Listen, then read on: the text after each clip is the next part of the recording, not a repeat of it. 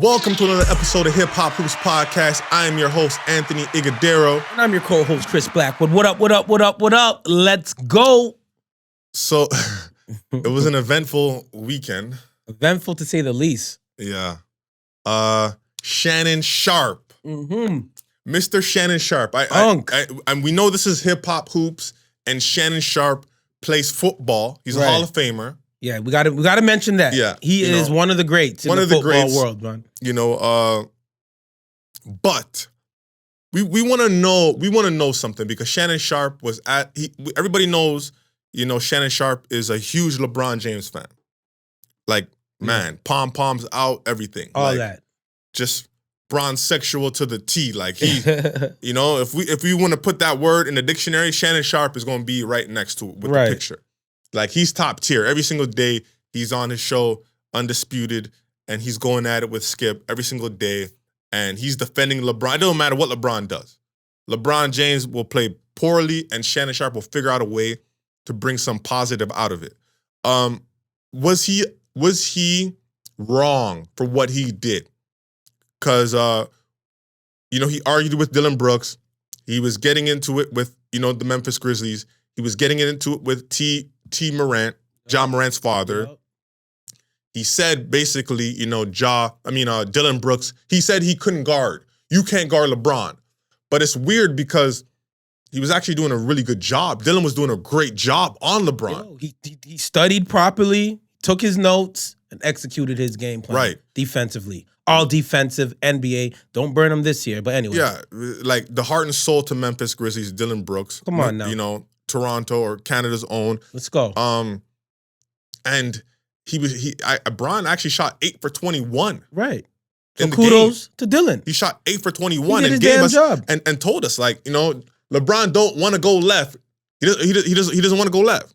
Or he doesn't like to go left. Right. But he didn't say that he can't go left. He just says he prefers to go right. Right. And guys were like, with the utmost respect. Yeah, like, he did not throw any shade at the king. No, he studied. I guarantee that was something that they did as a team. Guys, let's force him left. He doesn't want to go left. He prefers to go right. I heard guys start saying all kind of stuff. LeBron James is left-handed. What is he talking about? Like, trying to kill Dylan Brooks for making like the proper assessment on studying. Like, he's a defender. He's studying. Facts. This guy.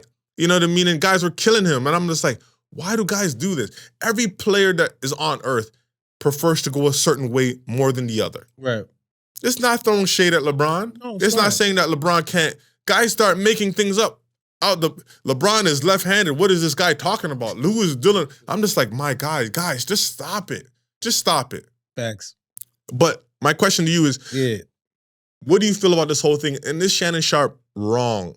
You know, for getting into this altercation. Like, we've never seen nothing like this. He almost got into a fight. Almost got into a fight as a member of the media. Yes, as a member of the media in one of the biggest markets, probably not if the biggest market, LA. Right. Los Angeles, team. Right. During a game. Facts. During a game. But I mean, he never really, like, he was never a LeBron guy in 2012. I got the receipts. You know what I mean? Like, in 2012, he tweeted out, greatest basketball players of all time: God, Air Jordan, and Kobe. So he in that order. Oh, and that was March 11th, 2012. Wow. Okay, so I'm like, LeBron came in 2003. Yes. Right. Right. He sent this tweet out in 2012. All right. Fast forward. You may evolve. You may enjoy the game more. Yes. Start appreciating new players. Right. LeBron's this guy. So be it. My whole thing was, you were on John Morant and the Grizzlies for a hot minute this season. Yeah. You know what I mean? He said some things. Said they didn't accomplish anything. Right. And he's more old school. He's more old school, and I understand. Why are they talking so much? Right. I'm just like, isn't the game about like talking and have, like, can we get back to that element where we can just talk trash and have fun? Like, there's no one ain't telling you, like, you know, anything disrespectful about your family or you, or calling you out your name. We're just talking. We're having friendly trash talk. Bottom line. And the beautiful thing about it is, Grizzlies have every right to feel this way. Why? They did eliminate Golden State in the bubble. Right. Yes, they lost to them last season in the playoffs, but Ja got hurt. And the Grizzlies organization can hang on that, because Okay, he got hurt. Now look at this season. They're number 2. I think they're number 2 right now in the West. They had the second longest streak this year with 11 games. It just snapped. So I'm like, they have every right to move the way they're moving, and I kind of like it. I do. You know what I mean? So, all right, you're riding for your man LeBron, even though we got the tweet in 2012. Come on, Unks. But anyway, you know what I mean? You're riding for your man LeBron, talking trash. You're probably seeing that D Brooks is, making it kind of difficult. Little. Not kinda. 8 for 21 is you're seeing doing it. his job. So you're trying to get your man LeBron going like, yo, you can't guard LeBron, blah, blah, blah. Yo, D Brooks, who has the utmost respect for his elders, because that's the Canadian way, you know what I mean? He would never say F you. I just can't see the man saying that. And if you read his lips, there's nothing that says F you. You don't see it. No, I don't. Because if somebody's cussing, you can see it. You can read their lips. Yeah. You know what I mean? And hearing Dylan Brooks at the end. It didn't seem like he said that. It did seem like Ja Morant said, sit your ass down, which it is what it is. But you've been talking so much smack about him. You know what I mean? And then on top of that, Ja's seeing you going at his dad. But the beautiful thing about it, yes, everybody's talking about, seeing Ja Morant's dad and Shannon Sharpe hail it up and kind of like, I thought it was just for the cameras. Hail each other up, everything's good. But I think, T. Moran's like, yo, my son just got this Nike deal. We ain't here to mess up none of our money. You know what I mean? So let's do this for the camera, whatever. But I don't think they'll ever forget that. And Shannon Sharpe crossed the line. Unc, I rate you as a Hall of Famer. You're one of the greats in the NFL, but what you did, that was the ultimate violation, man. Do you know why? I agree with you. I think he was in the wrong. You're a part of the media. Right. You're a part of the media, but not only that, is like we've seen fans get kicked out for less. Like we've seen LeBron James point to fans, and we don't know what was said. Right. We've seen guys argue with Westbrook get kicked out. So why? Because Shannon Sharpe is a part of the media, he's getting treated differently. I think because he's a LeBron guy. You know, LeBron probably looked at security and was like, "Yo, Tono." Yeah, he ain't leaving. Like LeBron gave that. Don't even think about it. Yeah, and there's so many different things to like I seen Kendrick Perkins. I responded to that tweet actually. I seen him say he thinks it's very I don't know if he used the word disgusting that Dylan Brooks said that he was a regular pedestrian. Like Kendrick Perkins said, I'm disgusted by that. Like, wow. For what though? Why?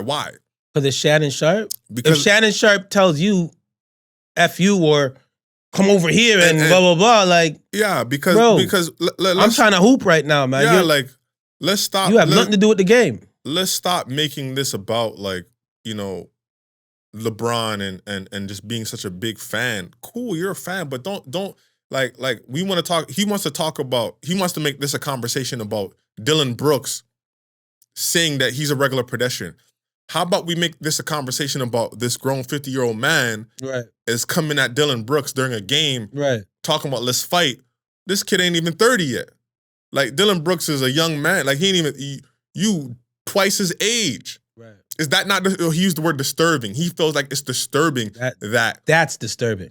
To me, that's disturbing. What you're talking about. Facts. You know what I mean? Like Dylan Brooks ain't deserve all of this. No. Because he said that he's a regular pedestrian? Come on, man. At the end of the day, listen to me. Dylan Brooks has all the right to say what he's saying. He defended LeBron James amazingly. Yes. Held him to 8 for 21. LeBron James he wasn't the reason why they won that game. That was more Grizzlies losing. The Grizzlies gave the game. Yes. They gave the game away. Yes. But we got to stop this. We got to stop this what's the word I'm looking for? Where guys are so infatuated with LeBron James, where they're hypocrisy. Where they're just willing they're just willing to say anything. Right. Like, let's stop. Like, this is at the end of the day, this is about defending LeBron. This ain't about nothing else but you just trying to defend LeBron. Straight up. You're totally out of pocket for this. You're arguing with this young man. We're not even talking about how good of a game that was because of all of this. Facts. Good point. Right? Like this overshadowed. It was a good game. It was a very good game. And this is overshadowing it. And it was a big win for the Lakers. It was a huge win. You know, it was a huge win. But we got to get out of this space where guys just come on camera and they just say anything. Guys, they're using their own platforms and they're saying all these different things to defend something that shouldn't even be defended. Because LeBron is in year 20. Let's just keep it a buck. He's not the same LeBron. You know what I mean? Right now, he's chasing greatness. I understand and I get it. But, like, it's the young guys' time right now, B. It is. You know what I mean? And give Memphis their flowers. They're doing it. You know what I mean? I seen yesterday, like, everybody was posting the season before when Baines and Memphis was talking their smack to LeBron, and LeBron was like, I'm paraphrasing, but you guys are not going to be disrespecting me, blah, blah, blah, blah, blah. Yeah. They kept playing that on all these different platforms, and I was like, why are they playing this for?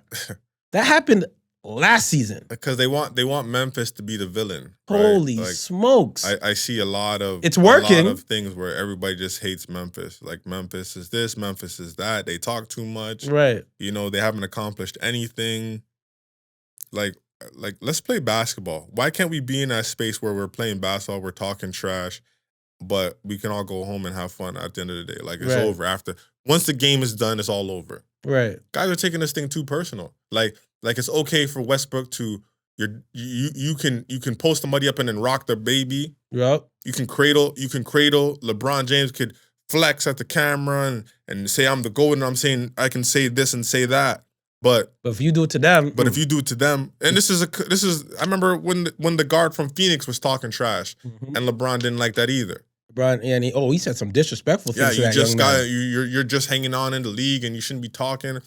Like, I just think, like, guys, we got to tone it down, man. Stop trying to make Dylan Brooks the villain here. Mm-hmm. You know what I mean? If a guy is on the sideline talking trash, and I respond to him, I can respond to him. Right. Let's stop talking about the media can say whatever they want, and I guarantee that's going to be the narrative on Monday. Oh, it's the media. Why are you responding to the media?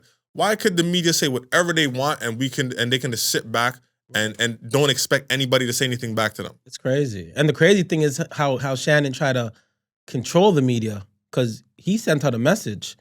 I go back to my notes real quick. Yeah, what did he say? You know what I mean? When he went to the tunnel, he was like, they didn't want this smoke.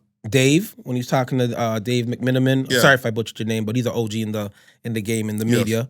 They do all that talking and jockeying, and I ain't about that jockeying. It started with Dylan Brooks. I said he was too small to guard LeBron. He said, F me. I said, F you back. He started to come at me, and I said, you don't want these problems. And then Ja came out of nowhere talking. He definitely didn't want these problems. Then the dad came, and he obviously didn't want no problems. But I wanted, what do you say? But I wanted anything they had. Don't let these fools fool you now. So why didn't he want those problems with Steven Adams? Oh, man. He mentioned everybody but Steven Adams. Right. Why didn't he want those problems with Steven Adams? He mentioned everybody. He mentioned Dylan Brooks, John Moran, T. Moran, but I seen Steven Adams on the forefront. He was front and center. Enough was enough. Ready to go. Why you ain't mention his name? Facts. He mentioned all the guys' names but him. You don't want no smoke. Come on, man. Shannon Sharpe, man. Even that message right there is like, his bosses should be looking like, Shannon, what are you doing? What are you doing? What are you talking about, smoke and fighting and this? Like, you're talking about fighting. Yep. What do you, like, his bosses, to me. As a Fox employee. Yes. That is concerning. That is disturbing. You feel me? Kendrick Perkins, that is disturbing. Like, if I'm on the court and someone's in the stands talking trash and I let them know, what? Draymond Green, Westbrook, they got fans kicked out of games. Got fans kicked out. For saying less. And we don't even know if that's exactly what they said. We don't know. We're just taking their word on it. Exactly. So, again, why I think I'm with Dylan Brooks. I don't think he should have be able to come back into the game.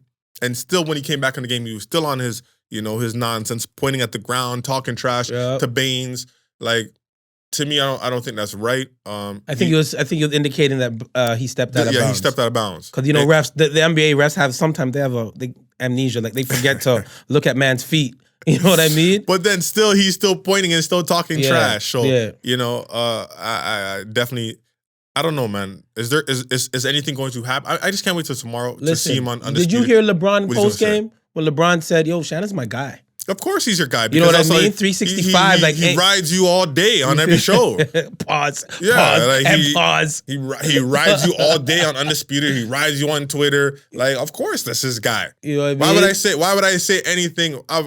I would say the same thing about LeBron. Facts. This is a big, huge fan. Let's keep it real. He's a big, huge fan. Right. And he defends LeBron when people speak facts. Right. You know, sometimes Skip doesn't always speak facts. Sometimes Skip will nitpick and he'll say anything like, you know, if LeBron had a good 3 quarters or 3 quarters and a half, he'll say, well, the last 2 minutes, you didn't close the game. You missed. And I get Shannon, like, damn, bro, like you're just doing a little bit too much. You know what I mean? But we've seen some stuff where Skip was right and, you know, Shannon is just defending it. Like, well, I hope Skip gets Adam. Well, we'll see. We'll see tomorrow. I hope Skip gets Shannon tomorrow about his actions. We'll see. It's gonna be an interesting show, man. So I can't wait to see what happens with that, man. But anyways, moving along, man. Stan Van Gundy. Yes. He made an interesting point when he was talking about, you know, players getting injured more and guys sitting out games more. Right. So he posted on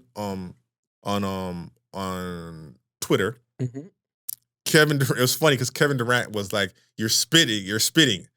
And Stan Van Gundy was like, I'm not trying to disrespect the players. And he was like, no, Stan, I agree with you. Relax. Okay. I agree with you.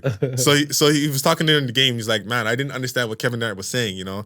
But shout out Kevin Durant. So Stan Van Gundy posted on Twitter. He said 90s NBA teams had a trainer, a strength coach. Yep. They practiced more often and harder and played more back-to-backs. Teams now have huge medical and performance staffs and value rest over practice. Yet injuries and games missed are way up. Something's not working. Something ain't right. Something's just not right. So it's like they have so much, the technology is so different. It's so much more different now. And the analytics. Yes, like the science piece has evolved in the NBA world. So shouldn't they be like bigger? Like because this is the thing that the term that they always use. Like they're bigger, faster, and stronger. Right. But yet you guys sit out way more games. You know, anytime I hear that bigger, stronger, faster, pause, I just think of like bedroom body. Oh my God. You got that bedroom body, but you can't put in work. You can't last. You can't last more than, you know what I mean, 20 minutes. You feel me? And that's why old school guys come from the 90s, they'd be like, these young boys, you know what I mean, are divas. You know what I mean? They got the bedroom body. They ain't got that strength. They ain't got that strength. You know what I mean? They need some ITEL food. They need some ITEL food for real. But it's so interesting that he said that because I didn't think about that. So I heard guys, you know, Sam Mitchell was on the record. It was yesterday versus the Milwaukee. It was Milwaukee versus the Cavs, and he mentioned, you know, that people were saying that we should should we shorten the schedule? No, or should we actually spread the season out more? No. So we're like, bro, what? Exactly. You're just gonna mess up history. You're just gonna mess up the game. Yeah, like so. What if I had an amazing season, but I only played 72 games this year? Oh man, that's gonna be an asterisk. Yeah, because right? now you're gonna compare it to a guy who's played 82 games through his whole career. So what do they do here? Do they go back old school, practice more? Because sometimes it seems like they don't take practice serious. Because we seen Kevin Durant get upset with Steve Nash because he felt like they didn't practice more. Right. You know, that was one of his things where he felt like Steve Nash didn't really came in, shot around, and that was it. Right. But that was probably like how practices are across the board. I believe so. You know what I mean? So because sometimes they don't even have practice. Like I think the only one who takes practice like super serious I've heard was Miami Heat guys. Yes. You know, they Pat Riley. I heard Pat Riley has like 6-hour practices, something crazy. And he's bringing the 90s to the Heat culture. Right. And it's so funny because Jermaine O'Neal was on he was on Knuckleheads podcast. Man. I remember Shout out to that. the boys. Those guys are doing an amazing job over there. Yup. Too rich. And he said that was the reason why he didn't want to go to Miami. Right. He was like, man, I woke up in the morning, like 3, 4 in the morning. I want to have that donut. And I'm thinking like, man, if I play for the Heat, I can't really do this. They're checking like body, fat, all kind of stuff. So he was like, nah, I'm good. So I believe Miami Heat is like one of the teams that take practice like super serious. But is that something that they should go back to? Like taking practice, like what do we do, man? Like, I mean, what I feel like the game has evolved. I mean, a lot of the superstar players, even just the players in general that are in the league now, their AAU record. There's so much mileage. Just their journey to the NBA, playing AAU. I remember Kendrick Perkins used to say like, flip 12, 14 games in 2 days. Crazy. Maybe he's exaggerating, but it's something crazy like that. Yes. You know what I mean? And imagine doing that throughout the summer. You're a coach, you can see all the games that happen. It's a bunch within a day, right? Yeah. So it's like possibly the mileage on those players, and by the time they get to the league, they could be a little worn out, maybe. And then that's where the science comes in. Good point. Rest. Yes, they got they got better trainers, all that. But you can't negate the fact that they've been playing ball. If your body's tired, your body's tired, man. Facts. And it's worn out a bit. So they're just trying to find ways to preserve it now. That's a very good point. But you cannot, that's why you can't compare the 90s to, it's just a different era. Very good point. It's two eras, like, you know what I mean? A lot more basketball is being played today. Yes. A lot more. I agree. Yeah, I think so. Because now we're starting off so young. These guys exactly. are the best 5th grader in the nation. Like, what? Real talk. You know what I mean? And those guys are playing a lot of basketball. Every single weekend they're playing. Right. Every single weekend you're coaching. Yes. And these guys are getting so much different games. So we're talking about playing basketball all week, then bam, come to the weekend, they're playing games. Right. So all these practices and games during the weekend, and they're doing this for years upon years until they get to high school. Right. And then it kind of slows down in college where they're just playing college basketball and they're just training, working out, and then when they get to the NBA. So that is a great point. I can see that happening where a lot more basketball is being played. Mm-hmm. What do they do, though? Because how do they change this thing? Because it's like NBA players are sitting a lot more. Right. And it's tough. This is why it's hard for me to want to go to games a lot of times. Because it's like, I don't know who's going to play this year. Right. In that game. So it's like, how can I spend hundreds of dollars on a ticket? And then I know Steph Curry's coming. Like, again, Lakers came in town. LeBron didn't play. Right. It's like, the ticket, one of my good friends, he already bought the ticket for his son because his son wanted to see LeBron James play. Right. That was the whole point of him driving from Orangeville to come and watch the game. Damn. Then when I hit him with like, bro, Bron ain't playing. He's like, what are you talking about? Don't tell me that. He ain't trying to hear that. He went to the game like, I don't want to hear that, bro. Went to the game, bam, Bron ain't playing. Right. What do you do? You know what I mean? So it's tough for the fans, man. The hard working fans where they're saving to pay for tickets, and then these players ain't playing. Right. So, and that's just regular season, maybe. And then the playoff prices are just out there. You know what I mean? So it sucks. It really does suck. It's a hit or miss. It's a hit or miss type of thing, man. But just talking about that real quick, sorry. Can I shout out Trey Young? Yeah, man. Can I shout out my man Shiloh? You know what I mean? Once again, Shiloh plays for Grassroots. Yes, sir. Grade 7. Plays just like Trey Young. Got a chance to go to that Atlanta game against the Raptors. I seen that. And Trey Young, he was the only in Toronto at the game rocking his Trey Young jersey. You know what I mean? And when Trey Young was walking into the locker room, he seen him, gave him his shoes. And I thought that was super dope, man. Yes, sir. We don't capture stuff like that. We're talking about Shannon Sharpe and all his shenanigans. But there's a lot of beautiful stories in the NBA. That's why I love the game so much. 100%. But yeah, man, I want to shout that out, man. Shiloh. No. Yo, you better, your next game, you better drop some Trey Young numbers. You know what I mean? That was amazing. I'm looking at a 30-piece, 30 and 10. You already know. That was amazing. Yes. That was amazing.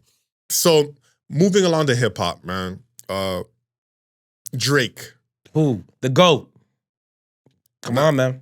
Come on, man. I said it. Yeah. And everybody's thinking it. I don't know why people don't say it more often. Not the GOAT, but He's up there. He's definitely up there. He ain't finished for now. I got some quotes. He's not from the Apollo. He said he ain't done for now, man. He's not finished for now. Let's go. But what he's done in hip hop is just amazing, man. Yes. And the way he's being able to bring his friends along too for that ride is just incredible. And I mean, that's why I rate LeBron so much. I rate Drake so much because they come with their team. Yeah. You know what I mean? From childhood. Yep.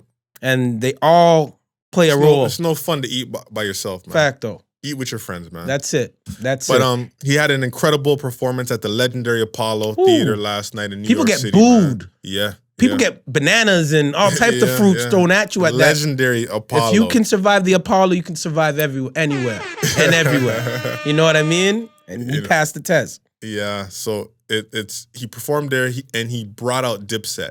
Yes. You know, that was one of his favorite groups, he said.